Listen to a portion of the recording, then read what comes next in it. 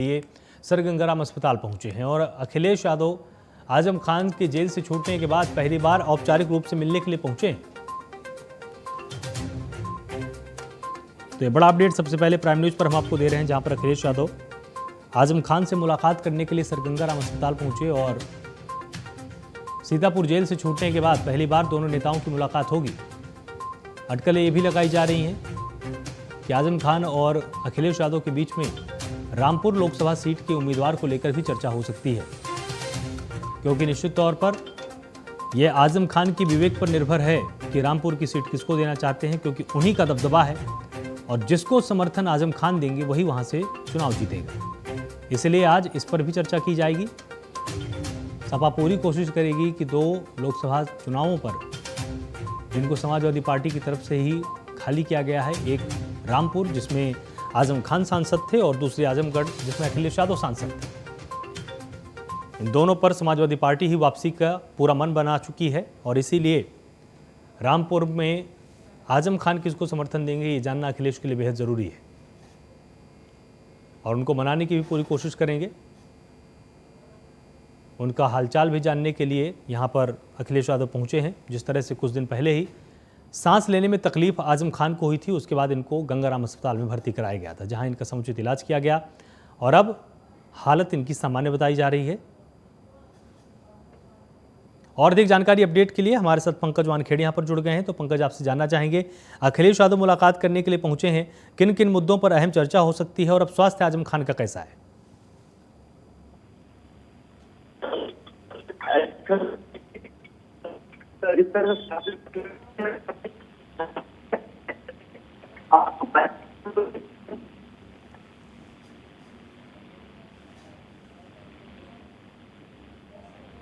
आपकी आवाज ठीक से नहीं आ रही पंकज, आप मुझको सुन पा रहे हैं?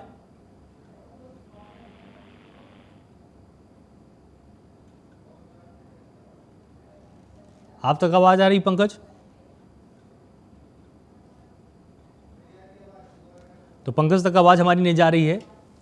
दोबारा हम पंकज से संपर्क करने का प्रयास करेंगे, लेकिन अपडेट यही है कि आजम खान की तबीयत में अब सुधार हुआ है। सांस लेने में इनको तकलीफ हो रही थी, उसी के चलते इनको गंगाराम अस्पताल में भर्ती कराया गया था, जहां पर समुचित इलाज इनका जारी रहा।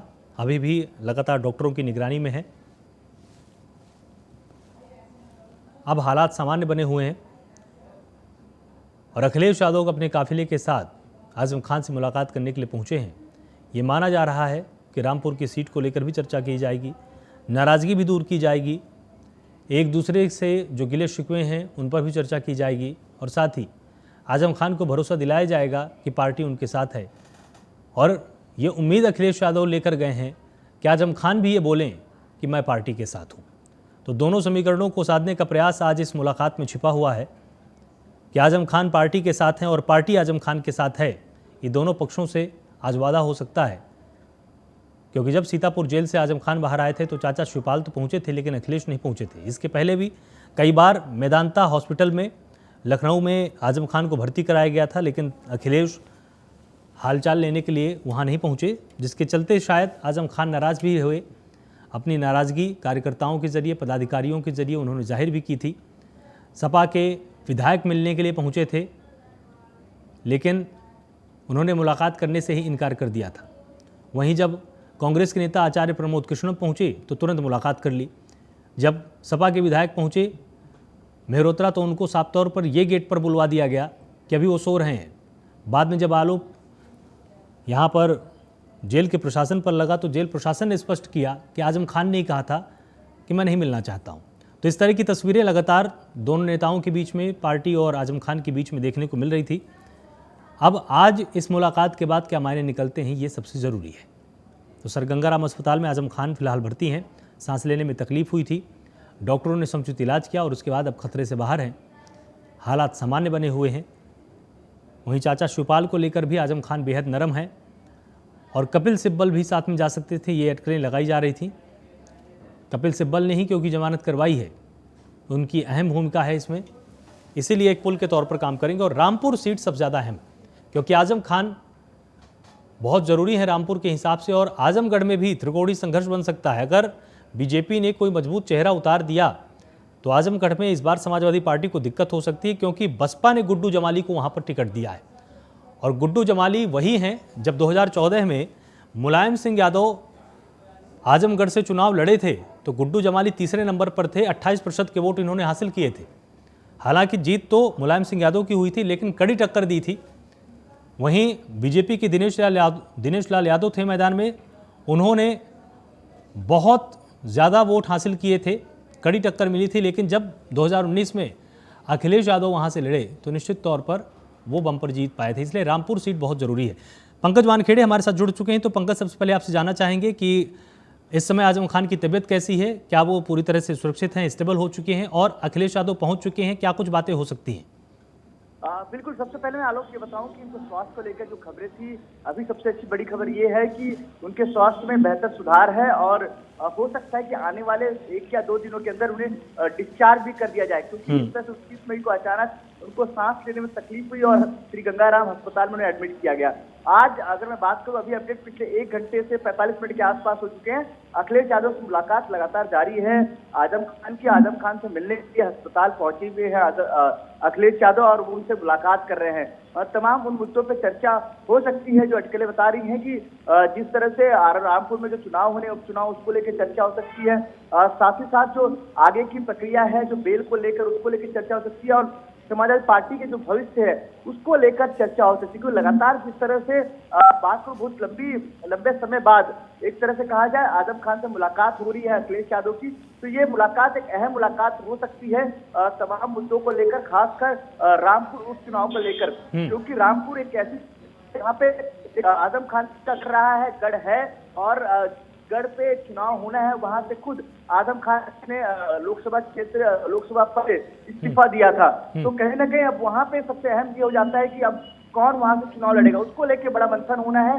तो तमाम मंथनों को लेकर बात करूं तो अभी जो बैठक चल रही है, जो बातचीत चल रही है, जो हालचाल पूछने आए अखिलेश यादव, तो इन्हीं तमाम मुद्दों पे हो सकती है चर्चाएं, ये सूत्र बता रहे हैं। बिल्कुल। और जो नाराजगी लगातार थी कि आजम खान की तरफ से अपने प्रतिनिधियों के माध्यम से बार बार नाराजगी जाहिर की जा रही, तो आज इस मुलाकात के बाद ये कोशिश की जाएगी कि पार्टी ये भरोसा दिलाएगी आजम खान को कि हम आपके साथ हैं, और इसके बदले में ये उम्मीद पार्टी को होगी कि आजम खान भी अभी ये बोलें खुलकर कि मैं पार्टी के साथ हूं, मैं कहीं दूर नहीं जा रहा हूं। देखिए, अभी देखो राजनीति में आलोक कोई भी संभावनाएं कम नहीं होती, लगातार संभावनाएं बनी होती है। तो ये भी लगातार नजदीकी पदों से आजम खान की बनी हुई है, उसको लेकर भी लगातार चर्चा हो रही थी। तो अगर ऐसे आजम खान सीपाल के लॉबी में चले जाते हैं तो कहीं ना कहीं एक तरह से कहा जाए समाजवादी पार्टी को पूरा धक्का लग जाएगा।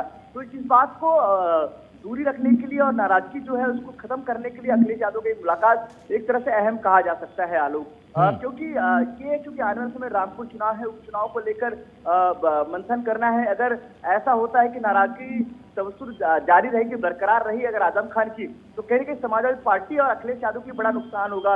एक मुस्लिम बड़ा चेहरा है और कहीं ना कहीं रामपुर में उनकी तमाम लोकसभा के आसपास के वहां पे अच्छी पकड़ है एक तरह से आजम खान की।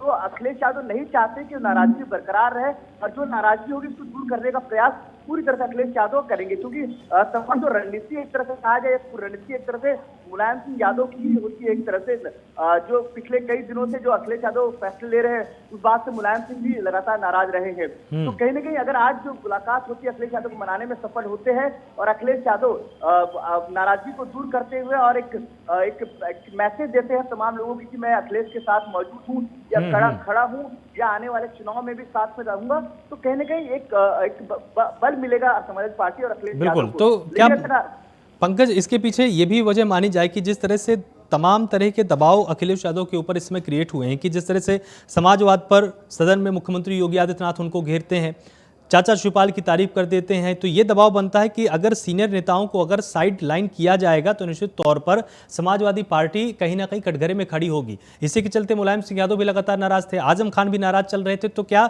आज की मुलाकात के बाद अखिलेश के नेतृत्व में और भी ज्यादा यहाँ पर मजबूती आ सकती है?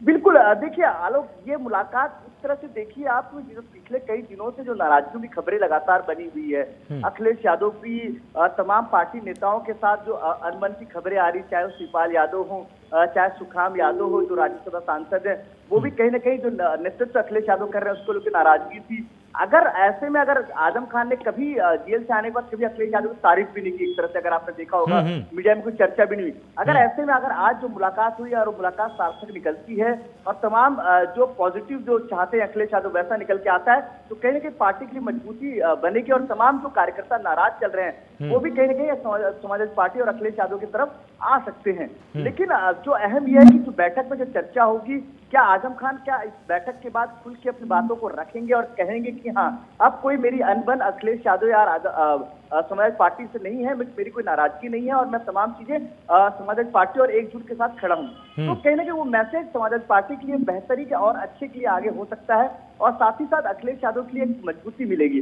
लेकिन देखना ये होगी कि मुलाकात जो लंबी मुलाकात अभी चल रही है उस मुलाकात के नतीजे क्या निकल के आते हैं। बिल्कुल, बहुत बहुत शुक्रिया हमारे साथ जुड़ने के लिए पंकज, और विस्तार से जानकारी देने के लिए। तो निश्चित तौर पर मुलाकात यह है ही और साथ ही अखिलेश के नेतृत्व की परीक्षा भी लगातार हो रही है कि आखिर अखिलेश किस तरह से पार्टी को संभाल पाते हैं।